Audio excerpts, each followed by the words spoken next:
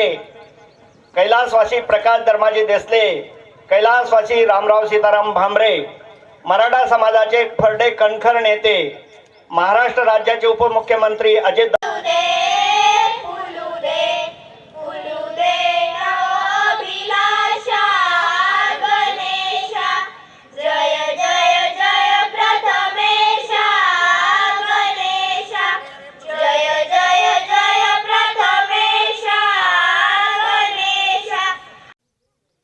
शंभर वर्षापूर्वी म्हणजे 14 फेब्रुवारी 1926 रोजी या साक्री तालुक्यातील जे ज्येष्ठ श्रेष्ठ होते आमचे सगळ्यांचे पूर्वज, ते सगळे एकत्र आले. स्वातंत्र्यपूर्व काळात इंग्रजांशी स्वातंत्र्यासाठी लढा देताना समाजात ज्या काही वाईट चालीरीती आहे, अनिष्ट प्रथा आहे, परंपरा आहे, हे बदलणे किती आवश्यक आहे, किती महत्त्वाचं आहे याची जाण या सगळ्यांना होती. आणि त्याप्रमाणे त्यांनी 6 ठराव पास केले होते. आणि या 6 ठराव पास करण्यासाठी साक्री तालुक्यातील 5 विभाग करण्यात आले आणि तिथल्या प्रत्येक विभागातील तिथल्या प्रमुख लोकांना जबाबदारी देण्यात आली. आणि त्या ठरावाची प्रत वाचताना एक लक्षात येतं, जे प्रश्न, ज्या चालीरीती, ज्या अनिष्ट चालीरीती, परंपरा 100 वर्षापूर्वी होत्या त्या आज कमी झालेल्या आहेत, किंबहुना वाढलेल्या आहेत.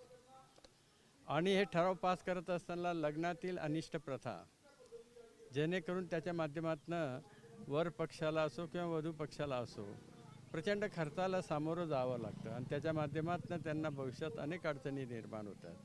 त्याच्यात बदल करणं आवश्यक आहे. दशक्रिया विधी असेल, दशक्रिया विधीच्या माध्यमातून ज्या अनेक चाली प्रथा आहेत, परंपरा आहेत, ती बदलण्याची गरज आहे.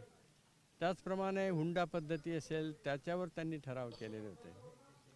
आणि ह्या सगळ्या पद्धती कमी जास्त प्रमाणात वाढलेल्याच आहेत, कमी झालेल्याच नाही. लग्नाचा खर्च दिवसेंदिवस प्रचंड वाढत चाललेला आहे, जो वधू पक्षाला कधी कधी पेलवत नाही, परवडत नाही. तसंच हुंडा हा विषय त्यावेळेसही होता आणि आजही आहे, किंबहुना आत्ता फार मोठ्या प्रमाणात आहे.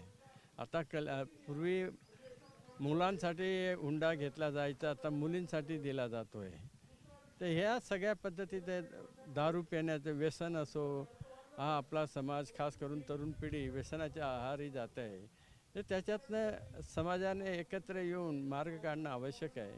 त्याच्यामुळे 100 वर्षानंतर ही जी परिषद घेतली आहे ही खरोखर चांगली आहे. अशा पद्धतीच्या परिषद दरवर्षी व्हायला पाहिजे आणि समाजातल्या ज्या अनिष्ट प्रथा आहेत, परंपरा आहेत, रूढी आहेत, हे बदलण्यासाठी आपण सगळ्यांनी प्रयत्न केले पाहिजे. हा संदेश याच्या अधिवेशनाच्या माध्यमातून प्रत्येकाने नेला आणि प्रत्येकाने आपल्या पद्धतीने प्रयत्न केला तर निश्चितच बदल होऊ शकतो.